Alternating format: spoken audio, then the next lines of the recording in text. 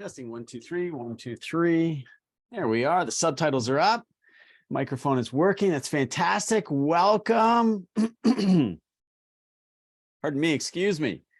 Pardon me. We've got a couple of more minutes before we get started, gang. 7 minutes before we get started. Enough time to grab a coffee, glass of water. I'm going to do the very same. So you see me step out of the room for a moment, and I will be right back. Just going to take a quick attendance.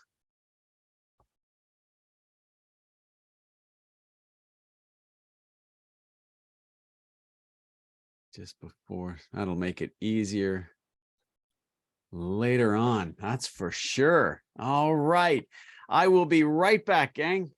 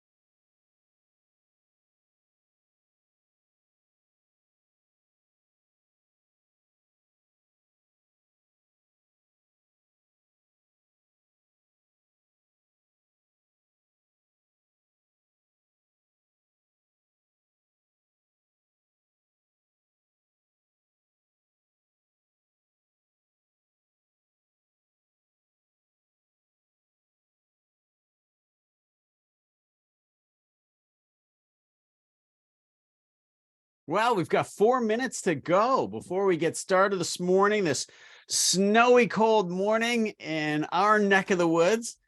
First ice on the lake. Wow, it is. It's not frozen right across by any stretch, but it is that time of the season as well. You know, I find it so funny. I get out on the lake with the kids when we're skiing or just over at the island, you know, floating around, and the water is soupy warm and it's so hot outside and it's almost not refreshing. And I turn to the kids and I go, or turn to my wife and I say, you know, we live in a really extreme climate. No wonder Canadians love following the weather news. I'm going to say the weather news, not necessarily channels and so on like that, but no wonder we all say like, wow, you know, nice day, or the weather's going to turn, or did you hear what happened? I'm sure there were a lot of Canadians, not even just snowbirds, but a lot of Canadians watching what happened in that disastrous hurricane that was so impactful on Fort Myers and the whole region. Anyhow, I'll say to my wife, we live in such an extreme climate. It's hard to believe. Right now, we can't get a refreshing, reprieve from the heat because the water is almost as warm as the air. And in only 6 months' time, there'd be enough ice to run a snowmobile on. In 7 months' time, there'll be a thickness of ice on the lake to drive a vehicle on. And then, of course, in another, 2 months' time, John Kerr, you would know, in 2 months' time, from that thick enough to drive an automobile on to perilously thin. And and then, of course, spring really takes over and we're right back to the warm weather. I just love the seasons. I really do. I get such a charge out of the changes. And of course, this time of the year, as you know, I love mountain biking and racing mountain bikes. And so I've retired just for the season, just for the year. I've retired and set aside my cross-country race bike. It's all polished up, and it's actually just on the other side of my boardroom. There's a bike rack over there holding it on my spouse's road bike. And now I transition into fat bike season and riding my fat bike and racing the fat bike. And I've got to get training. I've been a little lazy this fall because there's an event. Have you heard of this? The Fat Viking mountain bike event. And it's not really a race in so much as it's a ride. So someone in Norway came up with the concept, and it was relatively new. But when the pandemic broke out and they couldn't bring people to Norway to do this 50, 100, or 150K winter bike race, they opened it up to the whole world and said, hey, just record it on your bike computer and then send in your details. And so for the past couple of years, I've done the 150K one with a good friend. We do 50K a day. It's freezing cold. We've started off at -26 with a wind chill of -31, which is kind of silly because they don't even let cross-country ski racers race at below -21. But we were careful and cautious and eating all along the way. And to say it's fun is kind of weird. You really have to experience it. I wouldn't say it's fun. It's really fun afterwards. That's when it is super great to do. That is for sure. Somebody's having trouble logging in.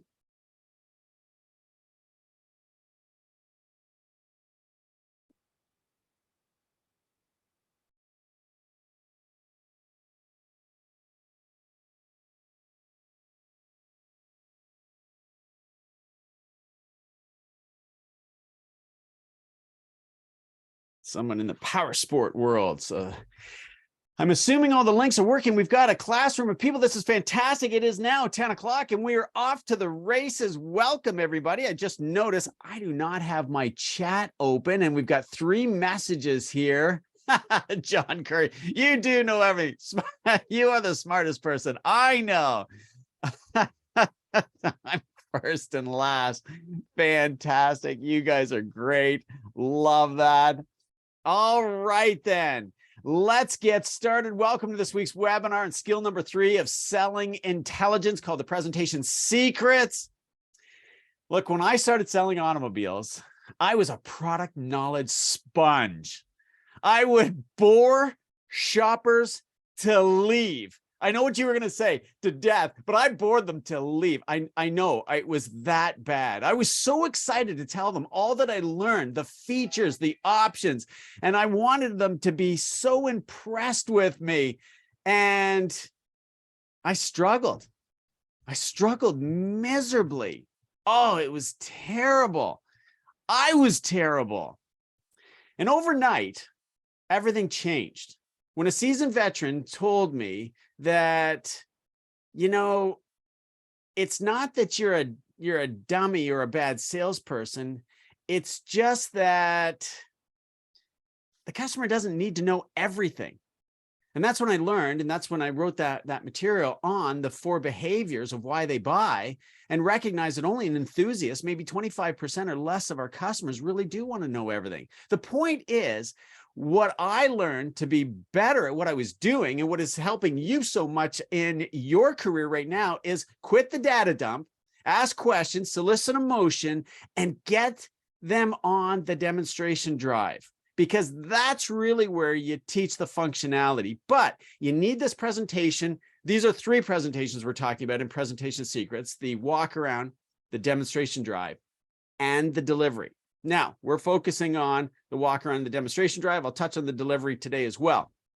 When I got that and put it together, my sales went vertical. It was absolutely fantastic, because not because I was smarter, but because I was customer focused.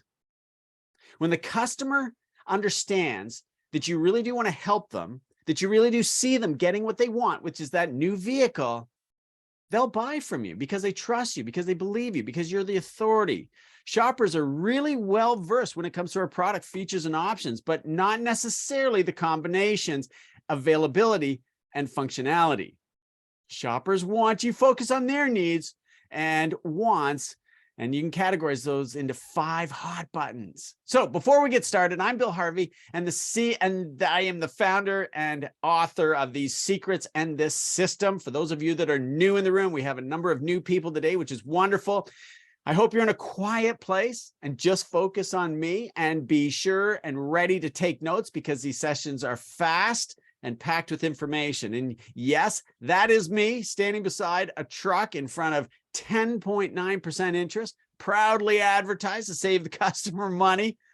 Just imagine selling at that time.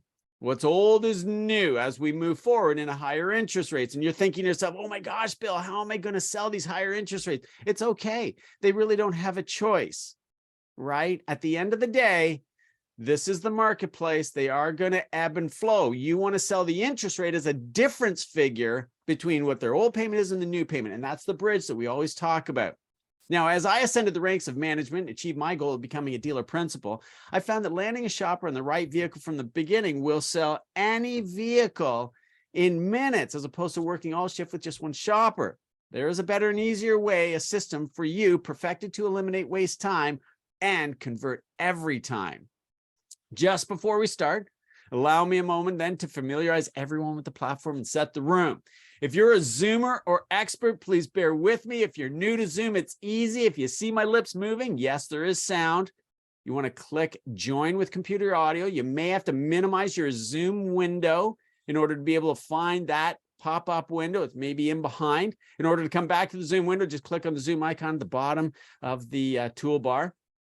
If you cannot hear me and that didn't work, look for the microphone icon in the lower left-hand corner of the Zoom window. If it has a red line or a strike through it, your speakers are muted, similar to your microphone. Just click on the speakers and it should bring it up. Hopefully that will work for you.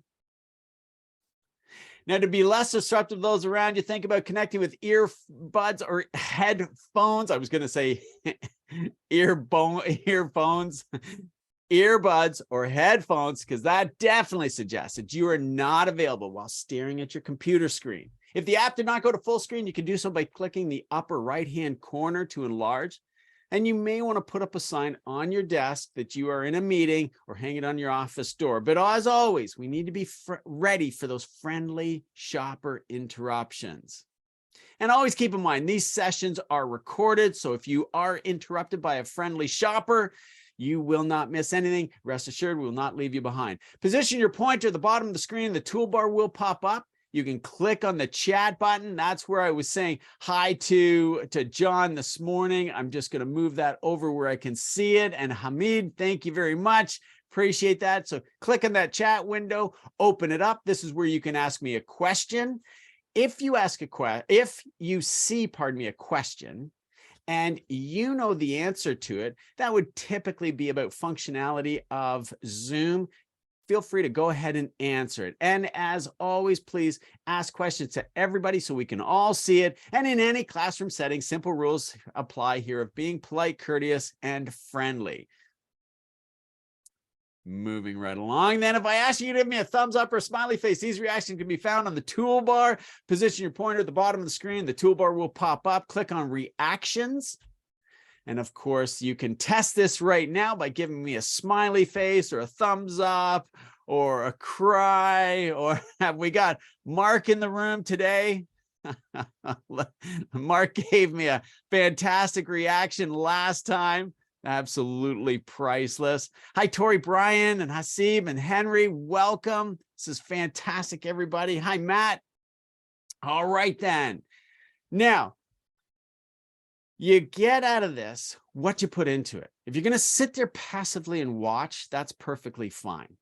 But you can't possibly expect to get as much out of this as someone else who's engaged will. If you just type in the text chat, hey, that worked for me, Bill, or here's a question for you, Bill, and afterwards at the end of the seminar, please stay on because we'll do the live Q&A for as long as anybody has questions for. So right now, today, we're talking about naming features, selling the benefits of such, and every facilitator starts at the front of the vehicle. In other weekly classes, I have done as well. In this one, I want to make it a little bit different for you and start at the rear and the inside at the back of the vehicle because it gets the least amount of intention.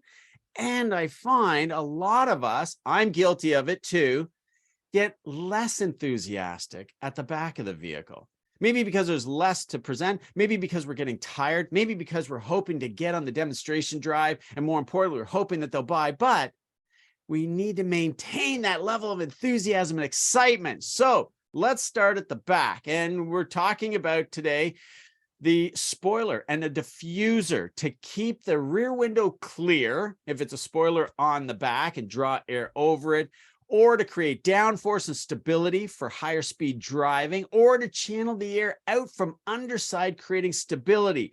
These are wonderful features if you are doing an appearance presentation. And of course, because it's just there, sometimes we overlook it. You don't have to memorize all this stuff. You need to know it's there, know what you're going to say about it, and with every vehicle, it'll talk to you. So you see the diffuser, we will talk about it. Now, the rear windshield wiper washer defroster combination, this helps clear the rear window. It's required on all sport utilities and hatchbacks and station wagons. And your walk around presentation worksheet in your Google Drive account includes opportunity for these 10 features and benefits of each. Now, in a previous class of this on-demand and, in your on-demand learning management system, positions 1, 2, and 3 will fully delineate those 10 steps. And you can use that to populate your worksheet. Today, I'm going to cover 4, 5, and 6 and move on to the demonstration drive of the delivery presentation. The walk-around presentations, these walk-around presentations, gang, are tough. I'm not going to make this easy on you. I'm going to be candid about it. Do you have to know this stuff? Absolutely. Because with the walk-in shopper, the toughest one to sell and close, you need to demonstrate your acumen and excitement for the automobile to earn their trust so they see you as the automotive authority. That's what brings them back. As a be-back, and as a repeat, and gets you the referrals, because life gets real easy with second and third purchases when they like, believe, and trust you. This work is definitely worthwhile. Now, Park Assist will tell the operator of the vehicle that they are a meter from an object that is 12 inches high off the ground and anywhere across the back of the vehicle, including off both corners of the vehicle.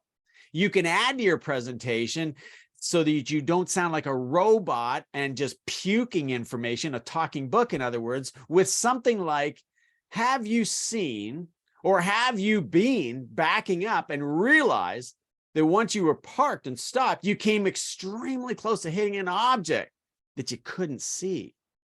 This is when Park Assist, all these features, really comes to life, when you can tell the story about it and really make it terrific.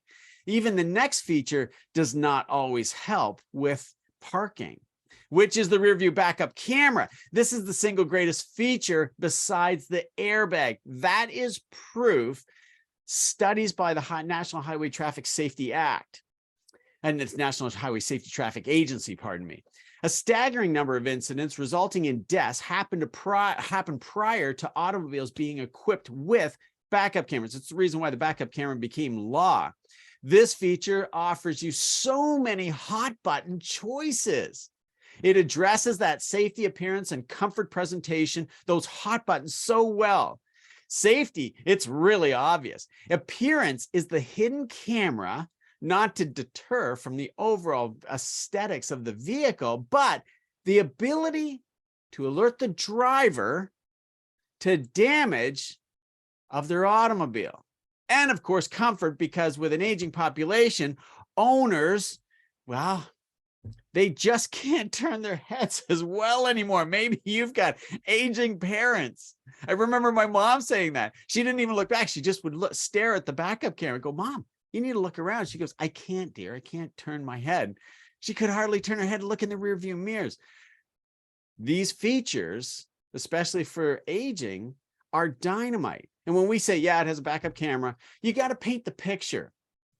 And of course, for so many aging, they don't process information nearly as quickly. So when they're backing up out of a spot, these features become safety features for other walkers, let alone cyclists, let alone other automobiles on the roadway. So depending on who you're speaking with, these are the things that your dialogue can really bridge the gap between what their old vehicle is doing to what the new vehicle will do for them. Pardon me, what their old vehicle is not doing to what the new vehicle will do for them.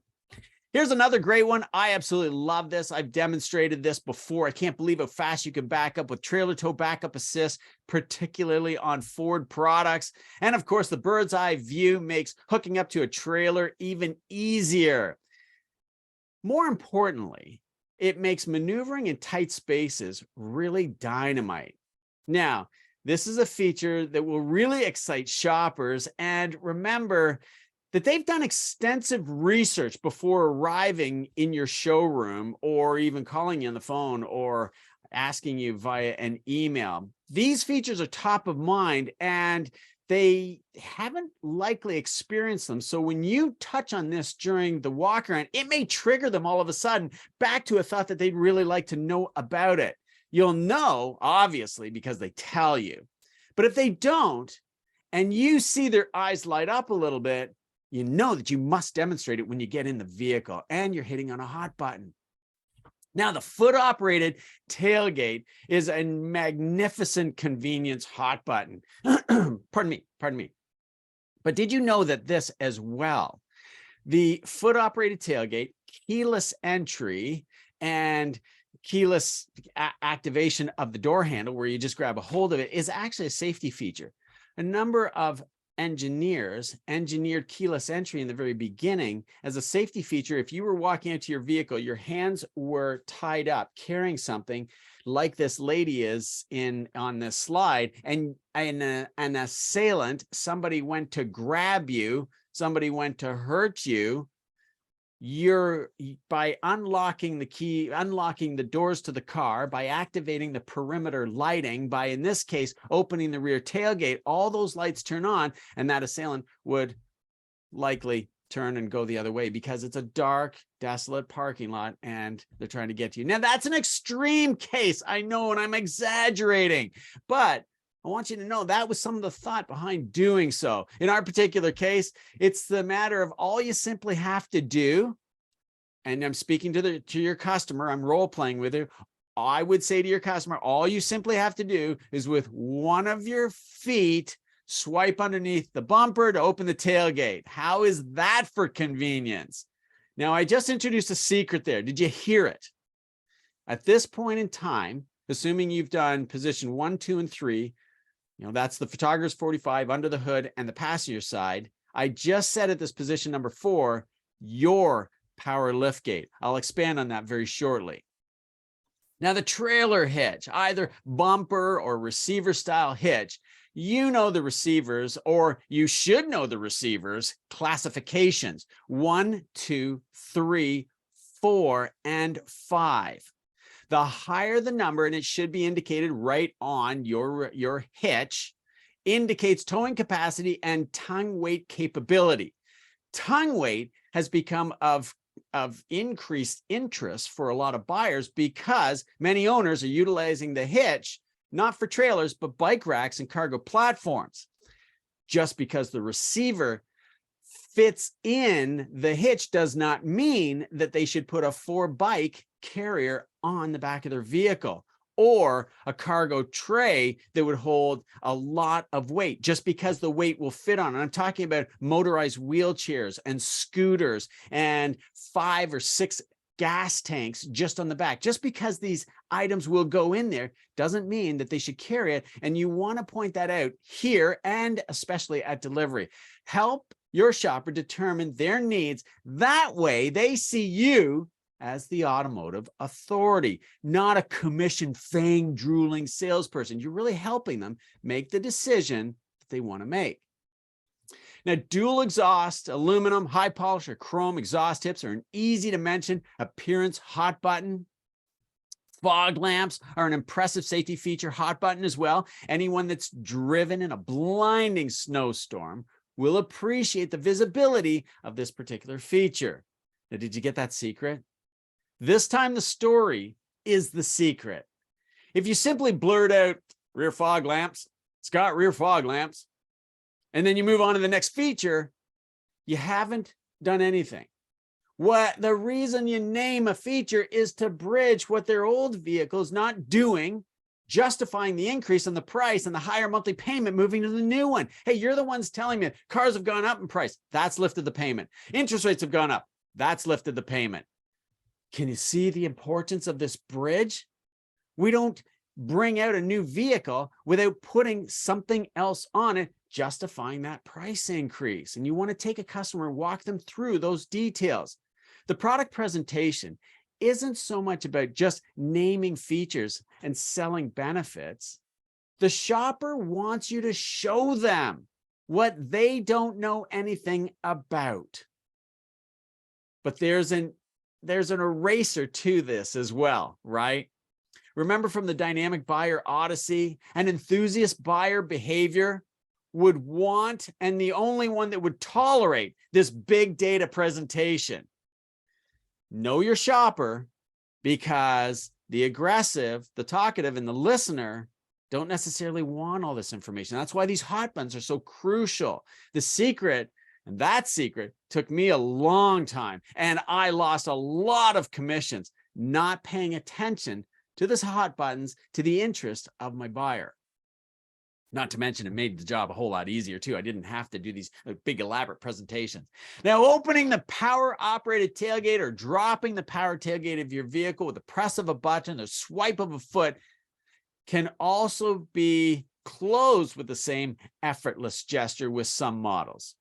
Now, remember I said moments ago, a secret, the secret, your vehicle.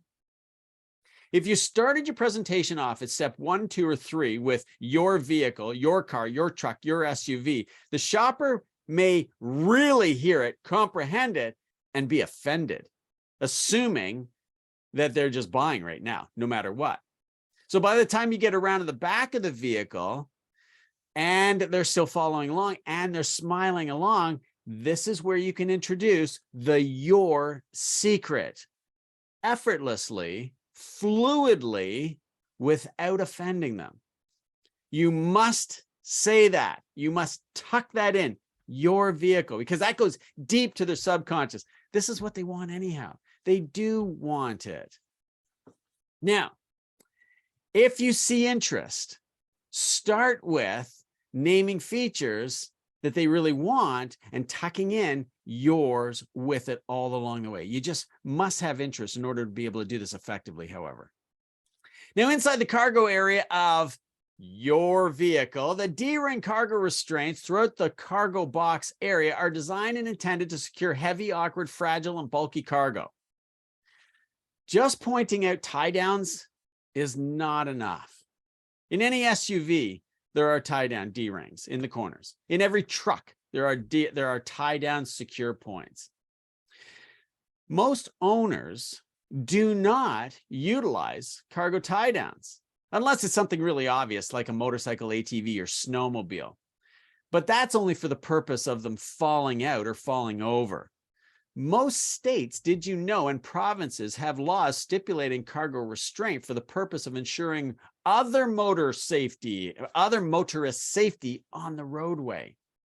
If you glance over these built into the cost of the vehicle, and the shopper does not realize how helpful they are and that they should utilize them, well, then they're obviously going to negotiate with you. They want a discount on the price because they don't see the value. You didn't bridge from what the old to the new will do. You really need to get that.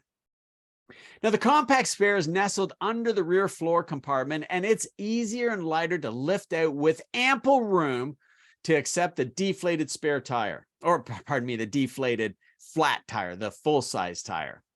Now, if your automobile has an inflator system with tire sealant, the benefit is reducing wasted load-carrying weight of a spare tire, and of course, the ease of filling the tire with the inflator material to get to a service station to fix that flat tire. Now, unique, purposeful storage compartments for the windshield washer fluid, jumper cables, the car blanket, first aid items, and so on like that are dynamite. These are excellent convenience hot buttons. Shoppers just don't see these engineering details. They don't. Not until they have to use them or you point them out. The first person to point out any one of these features is considered the automotive authority, and you don't want it to be their neighbor, their mom, their dad, their friend in a day, 6 months, or a year's time where they go, I didn't even know that that was there. I hope you really get the idea that I've done this all before. I built my career on these product presentations for Mercedes-Benz as their national trainer, ride and drive contractor for Saturn, Saab, Chevrolet, GMC, and Cadillac, video production for Hyundai, in-dealership presenter for Kia, and a coach for Honda, as well as nationwide online facilitator for Fiat Chrysler and the corporate trainer for Ford. If you're thinking, how do you know so much about all these cars? Excellent. That thought with you about me makes me the authority, right? That's what you need to be. You want your shoppers to think of you like this authority. It's probably the stories of how we use these things that you're really hooking on to. Now, security cargo covers prevent curious onlookers prying eyes from seeing your valuables. In other words, you want to keep them out of sight. And that's when the car is parked and unattended. You know, cup your hands on the window to show them what a thief might do when the vehicle is parked. Now, any time of the year is a good time to do this, but Christmas time, the last quarter of the year, Thanksgiving in the United States, this is an excellent opportunity to sell this feature because most break-ins, sadly enough, happen around this time. So say that. This is another secret to powerful presentations. Illuminated cargo area help see things when there are no street lights around to do so inside the cargo area. Now, I hope you're getting the subtle secret of telling that story again, making the feature really come alive. With any buyer behavior or profile, as covered in step 1 of the manifesto, you are informing and entertaining your shopper, facilitating your presentation all along the way. Dropping features without mentioning benefits and lacking enthusiasm will not generate any kind of excitement that will never ever bridge from old to new. And oh yeah, they'll still want your product. They'll still stay with you and buy from you, but they'll want it at a discounted price. Safety lights, red in color, on the lift gate, the edges, alert motorists approaching from your backside, cyclists, or anybody else on the roadway for that matter, that you are parked and either exiting the vehicle or unloading, and to stay clear. I really hope you're getting that. The replay will be in the private members group for you to be able to watch this again so you can make notes of these. I know I'm going fast.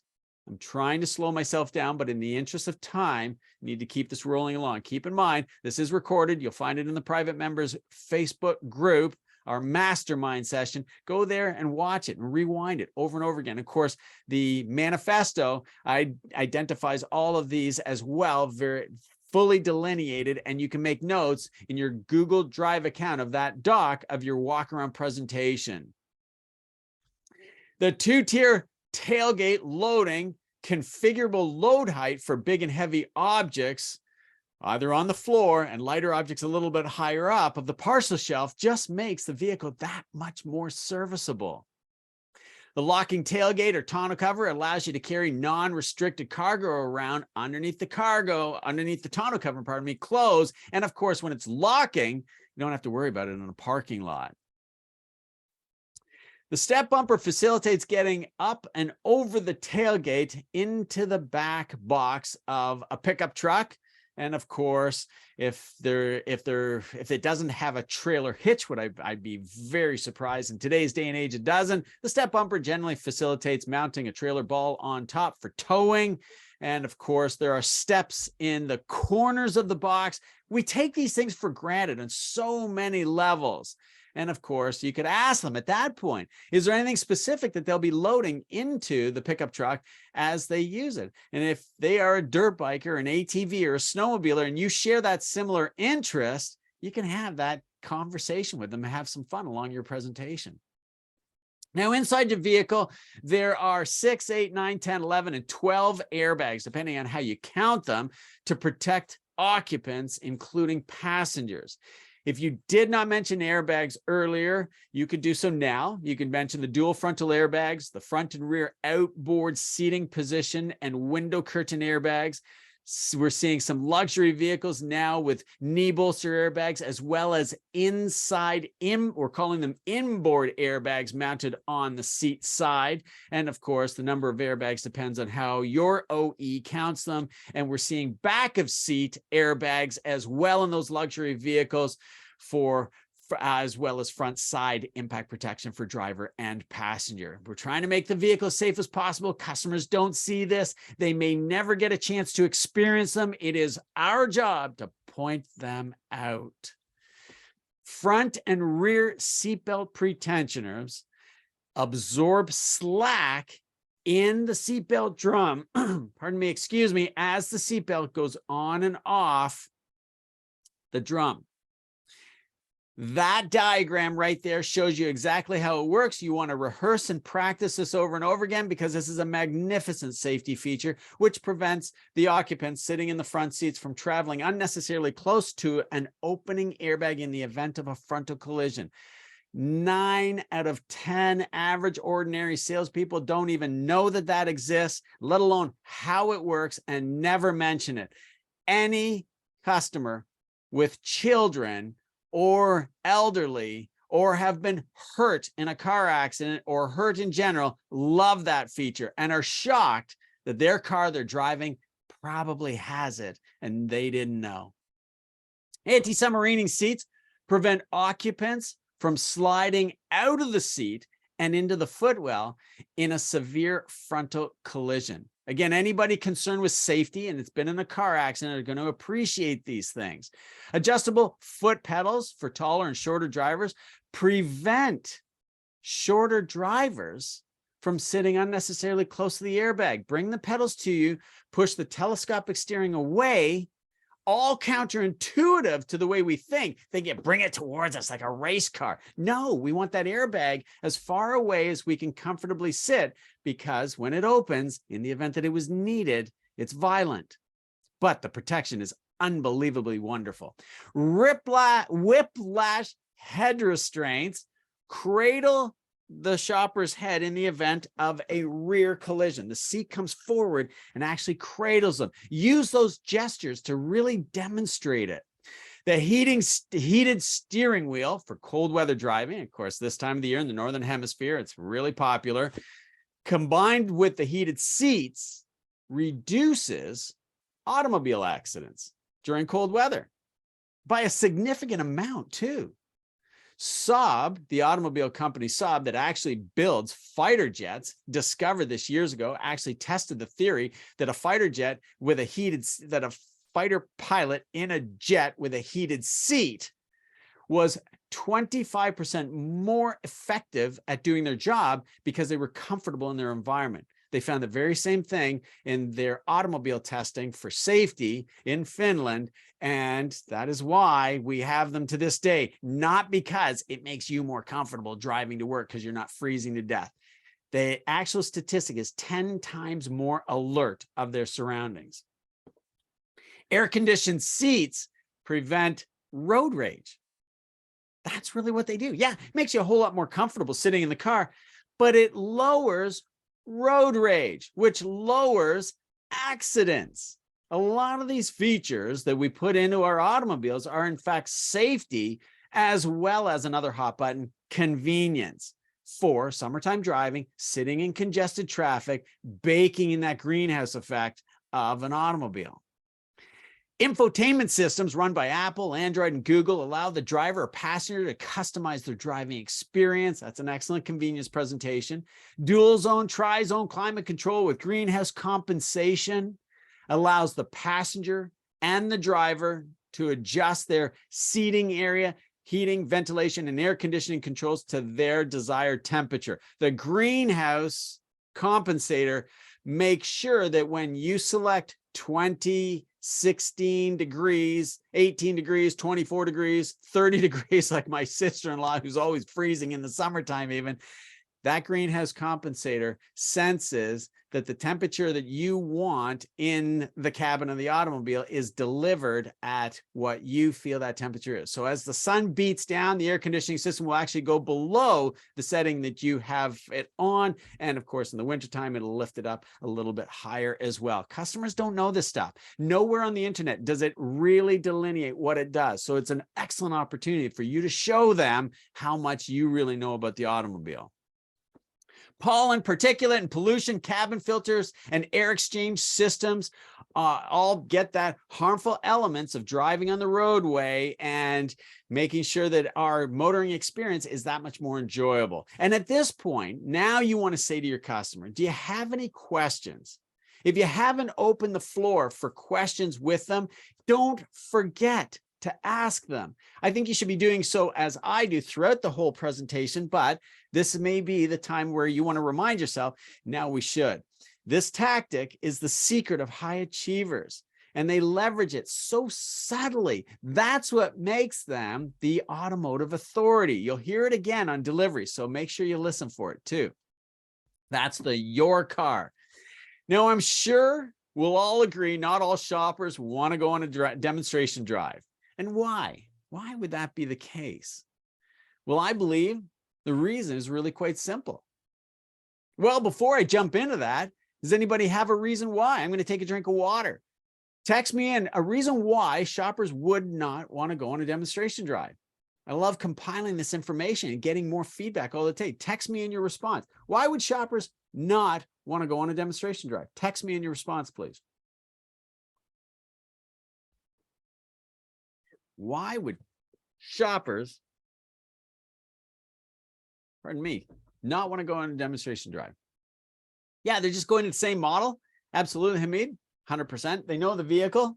They think they know the vehicle inside and out. Even when they're going to a new vehicle, there may be something that is different, even from year to year, but certainly from several years. A lot of cars. Thanks, Tori, 100%. They might buy, Peter. Oh my goodness. Yes, 100%, right? Remember in step 2? Yes, Craig, 100%.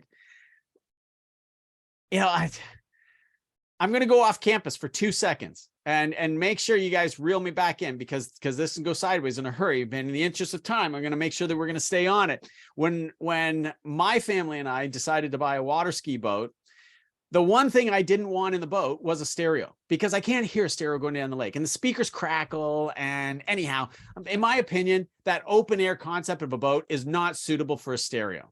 And the salesman, really close friend, he turned to my wife and he said, "Hey, do you have a favorite CD that you listen to, like in the truck that you just drove up in?" And she goes, yeah, I sure do. So he goes, "Go grab it." So he grabs it, he puts it in. I'm looking at him, I said, "Doug, I don't want a stereo." I'm not kidding. We were ordering the boat and he goes, yeah, I get it. Let me just show you how this one works. This boat was 4 years old, the one that he was demonstrating it on. So it should have been worn out. Holy smokes. The sound. We were sitting on dry land. We weren't out on the water. We were sitting on dry land, the whole gang in the boat. He cranked it up, like cranked it up. Speakers on the tower and everything.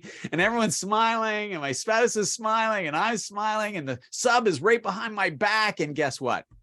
Yeah, we got a speaker. We've got a sound system in the boat right now, and the speakers are crackling, and I have to replace them because the boat is getting old now. And that's the purpose of the demonstration drive, isn't it? You don't. I believe that a lot of customers don't do the demonstration drive because where they got to drive was 4 corners around the dealership. That's crap.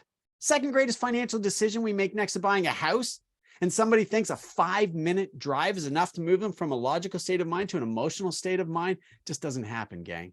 You got to get them out there, because I'm routinely asked, hey, Bill, do I have to go with the customer on the drive?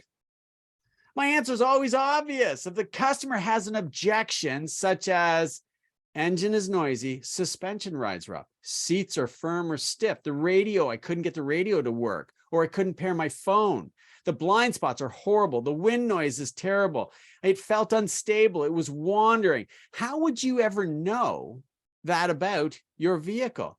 What if it didn't really do that? What if it was out of your control? The roadway was terrible. The wind was almost hurricane effect. I don't know why the radio wouldn't work, but for whatever reason, they couldn't get it to work. You're not there to explain it and make sure that they get the experience that they really want. You wouldn't ever know what the shopper's problem was, and they'll just leave. If you're not there, you can't identify the stalls, objections, and conditions to help them buy. Now, some customers may want to drive the vehicle on their own. I'll cover that. Now, we talk about objections in another step, the closing aberration, and that's the next arena. For now, let's explore what the demonstration drive needs to include, because as I mentioned, your drive is an extension of your walk around. And because the presentation secrets is just a presentation, don't be like an average, ordinary, unconsciously incompetent salesperson and just sit in the passenger seat going for a ride.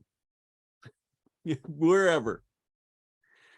Continue to present the vehicle and all the features and maintain your enthusiasm and excitement, and don't let your voice trail off, because that lowers the excitement. Make sure you're always going up at the end of every sentence. Obvious features like heated steering wheel, heated seats, air-conditioned seats, the infotainment system, the sound system, the backup camera, the park assist, the lane departure warning are the easiest ones for you to point out and demonstrate. Now, let me show you. Your demonstration drive procedure must follow first the OBP strategy of commitment, which is the overview. And you'd say something like, what I'd like to do is take you on an evaluation drive and get your feedback. And the benefit for that is that I'd like to show you how the features work in real time. And you gain their permission by saying, I'll drive first, demonstrating driving dynamics, and then you can. Does that sound good? It's as simple as that. OBP, overview. I want to take you on an evaluation drive. The benefit is show features in real time. And the permission is, does that sound good? It's as simple as that. If we don't do this, a customer may be like, oh, I don't have time for a drive. Oh, I've already driven one. Oh, my brother's got one. All I really need is your best price. What do you think your lowest price is? I'm not buying today. I'm shopping around. We're looking at all our options. That's the reason why they say that. You haven't built the bridge from the old to the new effectively enough for them to fall in love and say, oh my gosh, I don't care how much it costs. I just got to have it. Get confirmation so you see them getting what they want, and in turn, you'll see yourself getting what you want. So where do we sit with several shoppers in the vehicle? I'm going to assume that you know where to sit with only one buyer, the driver. But with 2 shoppers, you should drive first, demonstrating functionality of significant features. This can be just around the dealership if your lots and space permit. And of course, we're a little lower in inventory than previous decades, so maybe you have that now. Ideally, I still believe it should happen out on the roadway because that's where they're going to experience it all the time. Then you want to switch very quickly to the primary driver, and you sit in the front passenger seat. That way you can explain features as the primary owner is going to be driving. 80% of the way through your drive, your route, in other words, your pre-programmed route, and we'll talk about that, stop and switch drivers again. Now, when you stop, get out of the vehicle and tell everybody to get out. Step back take a look at the vehicle. Don't give them the option. Then when you go to get back in the vehicle, you go to the back seat. Open the back seat door, tell them that you're going to sit in here on the way back to the dealership. The procedure is the very same for a family, unless there are not enough seat belts in the vehicle, which you would do 2 drives. The very same procedure if you had a couple and just a 2-seater automobile. You'll take the primary driver out and familiarize them with it, then come back and offer that the couple take it on their own, provided your management allows that. Make sure you seek a management's approval before doing so. Worst case scenario, you do a long demonstration drive with the primary driver and a short demonstration drive with the secondary driver. As always, you will sit with a multiple person visit in behind the driver's seat. The driver's seat is the safest seat in the car. The second safest seat is behind the driver, because studies prove a driver will always swerve to protect themselves. They'll go to the left in the event of a collision. So you want to sit behind the driver. More importantly, you sit behind the driver because your voice is aimed directly at their ears. They'll look in the rear view mirror to talk to you rather than trying to turn around and be polite and talk to you. You don't want them taking their eyes off the road for a second. Out of politeness, you will keep them looking on the roadway. Now, let's talk about our route and what our route should include out on the roadway. Do you like the railway crossing sign? I don't know about you, but these are becoming fewer and fewer all the time. That used to be one of the most common features of a demonstration drive. And I had a friend say it was so smooth going over railway tracks. It's almost humorous now because it really is a bygone era. There's so few railway tracks to find anymore. But if you have this feature in your neighborhood, be sure to leverage it.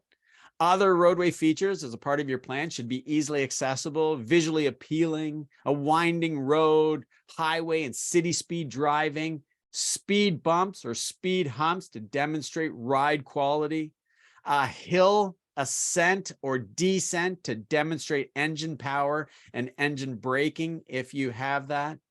You can pick a loose surface to demonstrate anti-lock brakes and traction control, such as gravel, sand, and of course, this time of the year in the northern hemisphere, snow.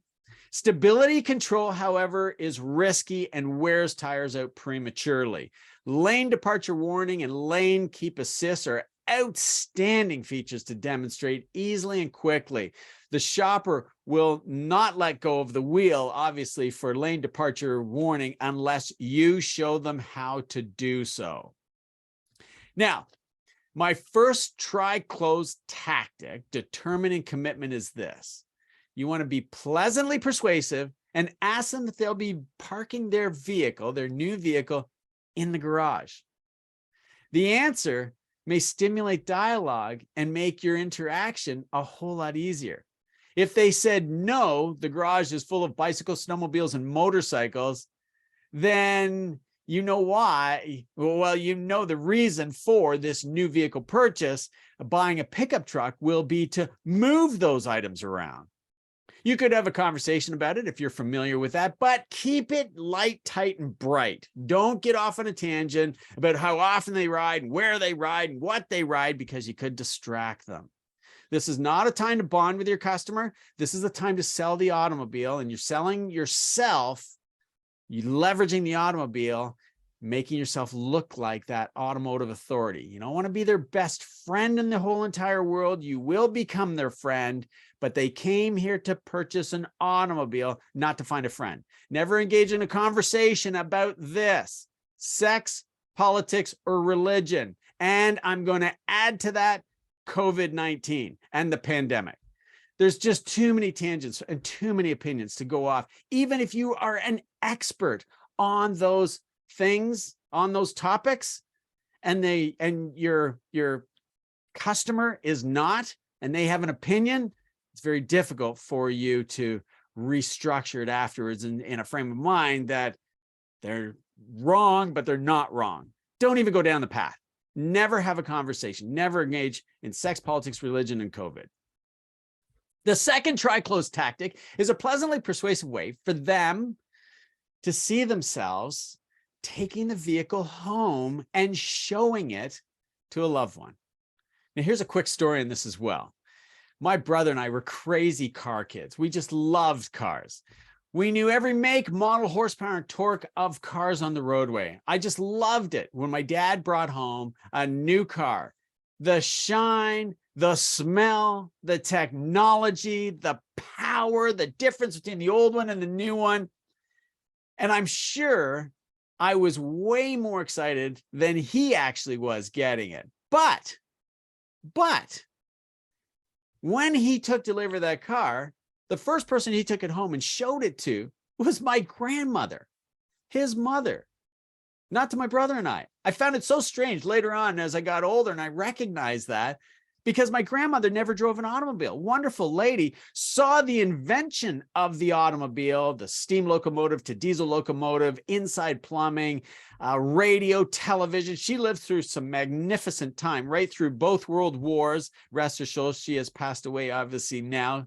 But my dad would take it to her first. Isn't that fascinating?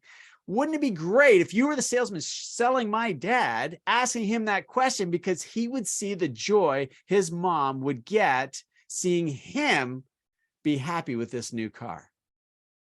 And a third try close question, determining commitment, being pleasantly persuasive on the demonstration drive, having a conversation with them, is ask them if they're planning a trip. Is there a special event that includes this vehicle? Now, I find this one really critical right now, gang, because as a result of scarcity and possibly urgency at their end, if this vehicle is part of a wedding plan, we might as well get this right out of the way and determine, or help them determine, when they will be getting their new vehicle. I would never say, no, it won't be here in time. We will do everything we possibly can, but there are restrictions and limitations. And the alternative might be this. This is why it's so important for us to accompany them on the drive. They may not consider an alternative back in the showroom. Instead, they say, I'm going to shop around. Now, don't misunderstand me. I'm not suggesting that you ask all these try-close questions in a row. You're going to have to pick one or two that'll stimulate the conversation and are most relevant for the purpose of seeing themselves getting what they want, which is this new car. Now, and by car, I mean vehicle, right? Car, truck, SUV. As you and the customer are approaching the dealership, shut up. I don't mean to be that crass and rude. Please take that with a grain of salt. But seriously, button up. Stop talking.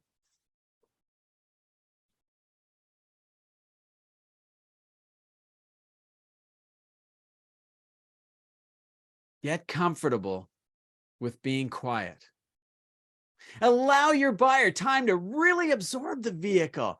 There's a lot going on, and they're probably feeling all those emotions, as Peter said and Craig said. They may want to buy it now. Tell them to park the vehicle out in front of the showroom beside their old car.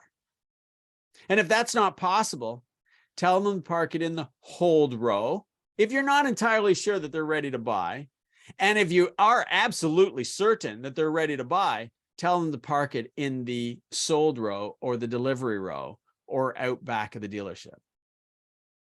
I hope you really got that. Parking this customer is almost more important than anything else you say or do. This is what moves them from a logical state of mind. How much is it? How much is it? How much is it? How much is it? To that emotional state of mind. It's beside their old car. Get out. Tell them to get out and look at the two cars. Look at the difference. That's all you have to say. Look at the difference. Park it in the hold row. Let's park it here in the hold row. You hang on to the key while we work on this car. Park it in the sold row so nobody else looks at it, touches it, or drives it. That would be my dad. My dad would buy that vehicle if you said that to him. He doesn't want anyone else. He ordered all his vehicles and was very particular about how much mileage was on it when he got it. In fact, when he bought his 4th Corvette, he was insistent one technician drive it. The car gets floated home and parked in the garage. He didn't want the lot jockey going to get a full tank of gas and seeing how much power the motor had. Now, just before you get out of the car, this is crucial. Only exit the vehicle by taking the lead from your shopper. If the shopper just sits there trying to figure out the infotainment system, the power pedals, the heated seat, the heated steering wheel, the cruise control, the steering wheel mounted controls, the ergonomics, the drink holder, don't say anything and sit there. Just sit there. Maybe they're trying to figure out something. Apple CarPlay, Android Auto. Maybe they'd like to pair their phone and see how the phone will work. Maybe they'd like to stream music and hear the sound system. Maybe they don't have that feature in their car and they've read about it, they've learned about it, but they don't know how to actually do it. They may not ask you. Sit there. Don't say anything. Let them say, how would I place a telephone call? That is dynamite, right? Dynamite. Yes.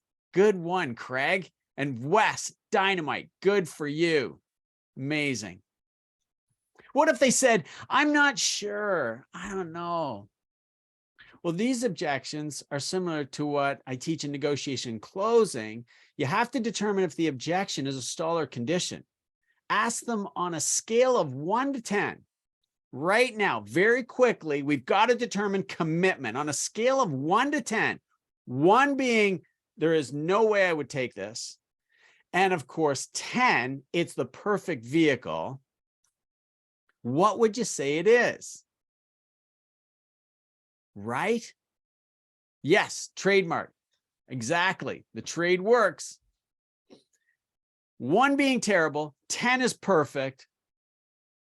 How would you rate the drive and the experience of this vehicle? Anything at 6, 7, or 8, that's okay to move forward. Anything less than 6, I would stop right where you are. Something's not right. Most people will say 8 or 9. It doesn't really matter, but you'll always be able to follow up with what would make it a 10. So it doesn't matter if they're below 6, you always follow up with what would make it a 10. If it's a 7 or 8, what would make it a 10? If it's a 9, what would make it a 10? And then, of course, you can finish with, well, come on inside and let me show you how affordable it can be. Or come on inside and let me see if we can do that. Or come on inside and let's explore some other vehicles that will deliver on that feature for you. Either way, you must ask that. What will make it a 10? Because that's the commitment. Now, what if they say, I don't know if it's right for whatever, like right to fit in their garage, right for them, size isn't right, towing capacity, acceleration isn't right. This is why we park it beside their old vehicle, because it's so effective.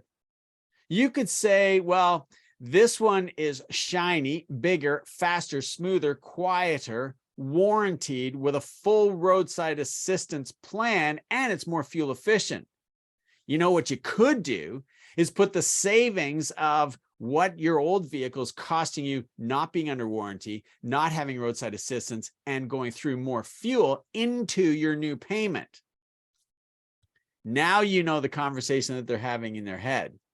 Is the new vehicle worth it? And you can ask them, would you like to come inside and see how affordable it can be? It doesn't matter what they answer with, you're going to follow up with, would you like to come inside and see how affordable it can be? This talk track is amazing. When you're outside, getting a little bit of resistance, having difficulty transitioning into the showroom, because when they go in the showroom, what happens next? Text me in what happens next. When they come in the showroom, what is going to happen next? Tell me what they're going to do when they come in the showroom. First person that responds wins. I know what you're going to say. What are they going to do when we go in the showroom? What happens when you pull them through those doors into the showroom? Yeah, their guard goes down, Hamid. Absolutely. Good for you. 100%. And then what will they do next when they feel comfortable and their guard comes down? What are they going to do next? It's a one-word answer. 3 letters. There's your hint. Imagining themselves. Yes, Hamid. It's a one-word answer. 3 letters. What is it? Nobody else trying to take a stab at this? But yes, Tori, good for you. Yes, Amit, absolutely. Absolutely, Dalton. They buy, right? It's that easy. Why would they want to look at anything else? That's why the scale of 1 to 10 works so perfectly. What is it that they need to be perfect to buy? That's what you've got to be asking yourself. Now, when inventory is short, as we are in this particular market, and consumer demand is high, you can tell your shopper that this vehicle that they're considering is the only one, and that anybody else, if they're going home to think about it, somebody else is probably doing that right now, last night, thinking about this vehicle. So you want to remind them there are X number of you, there are 5, 6, 8, 10 of you on the floor that are calling all customers, emailing and scheduling appointments on this particular vehicle. That's leveraging scarcity and urgency. Now, I do believe that that will go forward for us when we go back to having an abundance of inventory and that we can dealer trade. Right now, continue to leverage it, practice the talk track, get really confident with it so that as we go into abundant inventory, if that happens again, your talk track is so confident they'll believe it anyway. And of course, it always was. It was a particular feature they wanted with a special color combination. And of course, you know how hard it was at that point to find exactly what they were looking for. It just became easier when it just didn't exist. Sorry, if I say, if they say that they're not sure after having driven it, and this comes up a lot, especially when there is lots of inventory on the ground, you need to find out if it is or what it is. Is it size of the vehicle, the power, the trim level? What is it? In all my experience, I've patterned size too big or small and trim too fancy or not fancy enough as the reservation, as the reason why they're halting. Now, as I've taught you, shoppers want your product. There's no other reason for them to be there. You don't sell refrigerators and stereos and cell phones and groceries. There's only one reason for them to be at your brand, and that's to take delivery of your product. They've done all the research and they're still sitting with you. So don't give up. Use that scale to try close and eliminate those reservations hesitation. Show them more or less and always ask them, would you like to come inside and see how affordable it can be? Ask them, will this be the one? If you don't know what to say, just, will this be the one? Now, let's assume they say, okay, I'll take it. You have to get to your workstation and fast. Ask them, or rather tell them, let's go inside and you can find out how quickly I can have it ready for you. Does that sound fair? Did you hear that? Ask them, or rather tell them, let's go inside and see how quickly we can have it ready for you. Does that sound fair? Fair is the secret.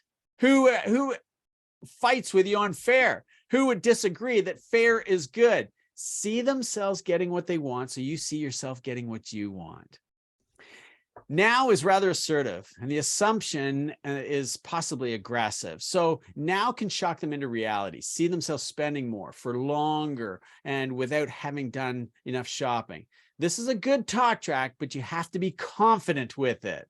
This talk track confirms the transformation from shopper to buyer, mental ownership. And that's a good thing. They see themselves owning it. And that brings us to the end of the demonstration, secrets, and the end of the walk around presentation. And I'm slightly over at 1 minute for those high achievers that consistently deliver those double digits on the board every single month, because they get that one first new buyer who turns into repeat purchases, who turns into a referral generating source, and life gets a whole lot easier. So we'll cover the delivery process in a subsequent virtual class. Right now, I want to move to the Q&A. Does anybody have a question? Anybody have a comment? Does anybody have a win for me?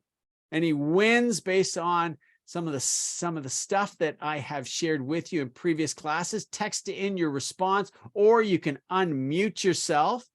I want to make sure that I have everybody on my attendance sheet.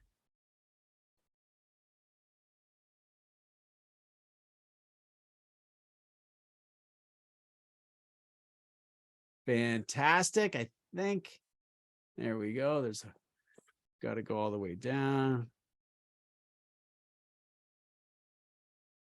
Does anybody have a question? Anybody have a comment? Anybody have a win you can share with us on a win?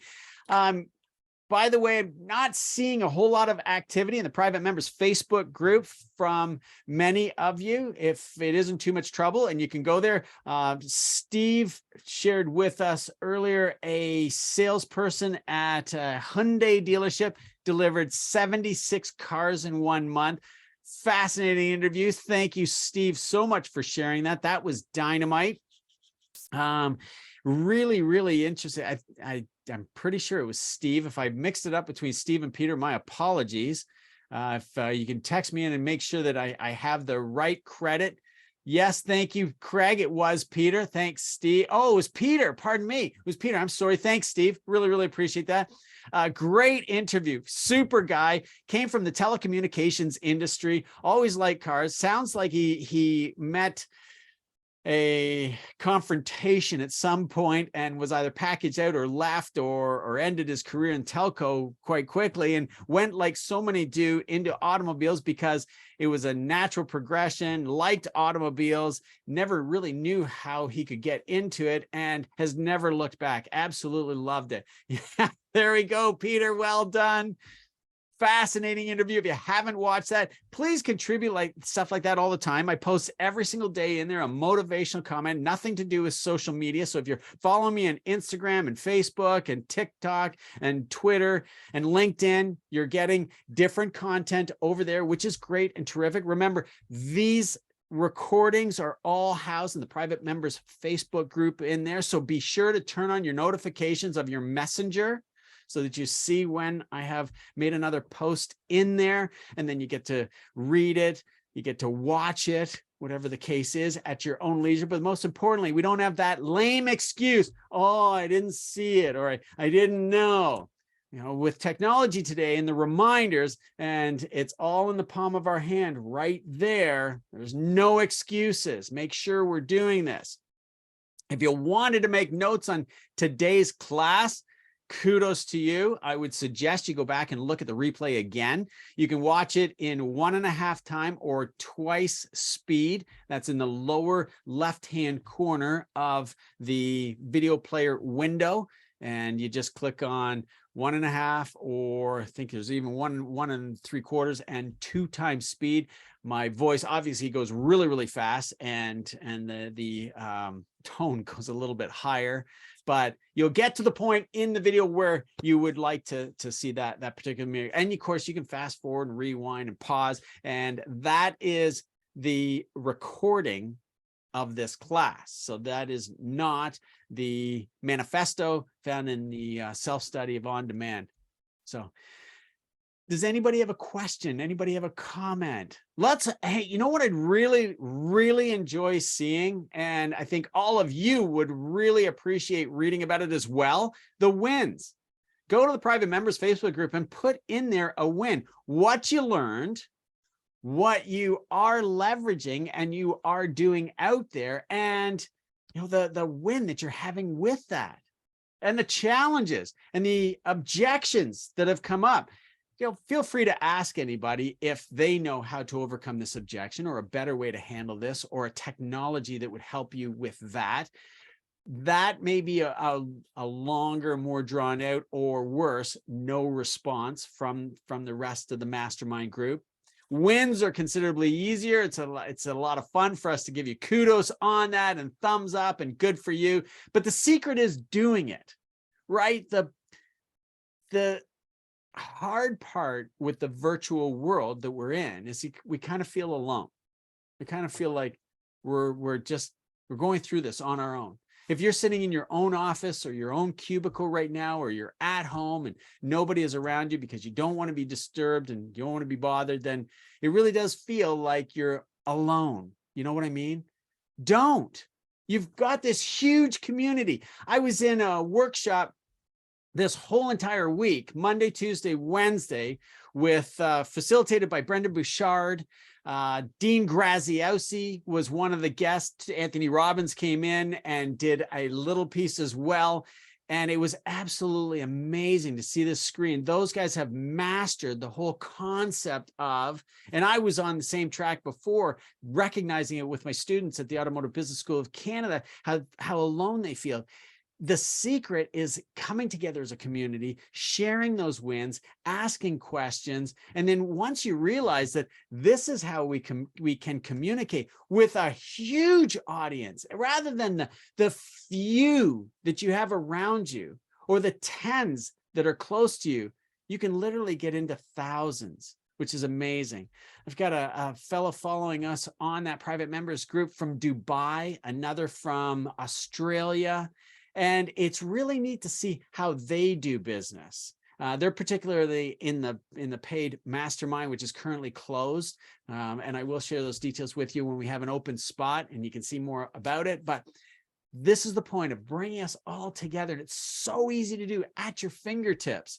And of course, you don't have to invent it. It has been done for you. The beauty of Facebook is it's a search engine all on its own. So if you wanted to find out something about a particular objection handling idea, you can type in the search, and provided it has been asked or answered previously, you will be able to find that information. Well, gang, I am patiently waiting for your questions, your comments, your wins. If it is time to get on with your day, I completely understand. We reserve this time after 11 o'clock for all questions and comments to be answered.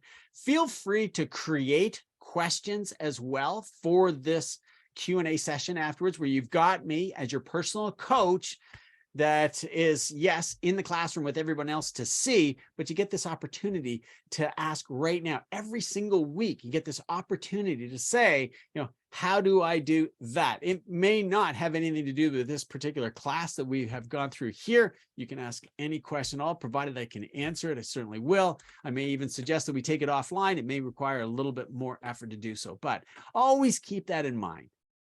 In these virtual classes online, you've got me as your personal coach. Ask those questions, send them in ahead of time. I can even get prepared for it and identify the question and the author of the question with everybody. That would be wonderful and terrific.